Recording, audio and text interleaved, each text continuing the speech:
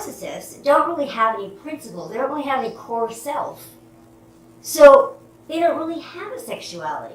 And in our relationship, sex was just used. It was used to first love bomb, and then it was used to discard and punish and all that. And it would be used to gain control or narcissistic supply. They would do anything for narcissistic supply. So this got me to thinking, when I was kind of watching the Amber Heard thing, and I think, well, of course, she couldn't turn down half the population. Of course she was going to be bisexual. She wants to get attention from everybody.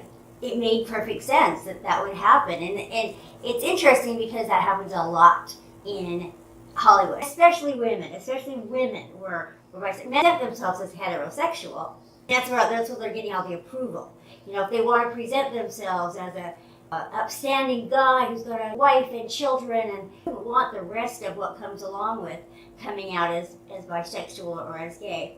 But what he will do is, if presented in a situation that's separate from the rest of his life, where he can get attention for acting gay, probably would do it, because there's so many other things that they'll do. There's nothing sacred to them. Nothing sacred. They'll betray anything for narcissistic supply. I was just judging by my relationship how sex just basically dropped off. When we got divorced, I was only in my early 30s, and I had this whole idea that I was not interesting anymore, and I was over the hill. And when I became single again, I learned that it was him. The way that he thought about sex in general was just that it was kind of beneath him or something. So contemptuous of intimacy, so suspicious of intimacy, that in fact they will use sex to basically fake intimacy. If they figure if they're having sex with you, that's all they need to do. They're off the hook after that, because that's all the intimacy you're going to get. Why is it that so many people wonder if their ex-narcissist was secretly gay? Why is that happening? The conclusion I've come up with is they're not secretly gay.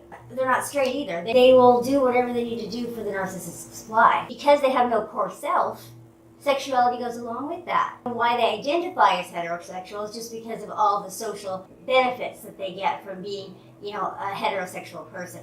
They want those, so that's what they'll identify as. That's what they'll be out as publicly. So it can come off looking like they're secretly gay, but the fact is they're not really anything. They will present as heterosexual publicly because it's more acceptable, and then if they do gay things to get narcissistic supply, it'll be private. But that's not being secretly gay.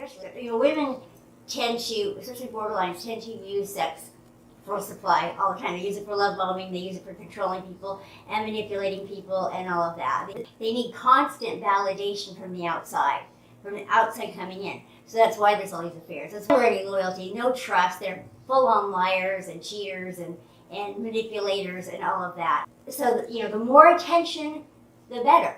It's about performance. It's about looking like the best and being the best and wanting you to admire them and tell them that they're this great lover and all that stuff. And so if they come off as a really good lover, if you have a really great sexual experiences with them, it's not because they're these generous, really great lovers. It's because they want to perform and they want to, win the prize of being the best lover you ever had. That's what they want. That's why they're doing it. They're not doing it because they care about your needs. They're not doing it because they really care if they're giving you pleasure or not. They just want you to admire them. And so that's the whole drive for it. It's narcissistic supply. That's what they're just getting, narcissistic supply. And if they can get attention and admiration and they can manipulate you and they can control things, then that's what they'll do. That's what they're doing. And so when they feel like they've already got you and you're already in this spot and now they're starting to get tired of you or bored of you or whatever, they will just, stop doing it. They don't have to do it anymore. In my own life, I had basically 3 narcissistic relationships in a row over the course of about 16 years. My marriage was the longest, and I had 2 relationships on either side. In all cases, sex basically died off. The only one that I know of that I was getting cheated on was the last one. So, I think it's just something that they do. They just, it's part of the discard. It's part of the devaluing and the discard, is they'll just cut off sex. Sex is like masturbation to them. So why would it matter who they're doing it with?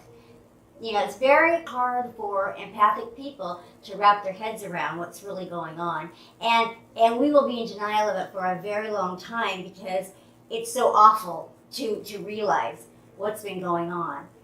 Because the whole thing of having to realize that they never loved you, that there was no intimacy, that none of it was real, is devastating. Is completely devastating. But they're intimacy avoidant. There's no real core self, so there is no real core sexuality, and they will present as heterosexual, men will, because it's publicly acceptable, but they can't turn down narcissistic supply. They have to be trying to get it everywhere they can.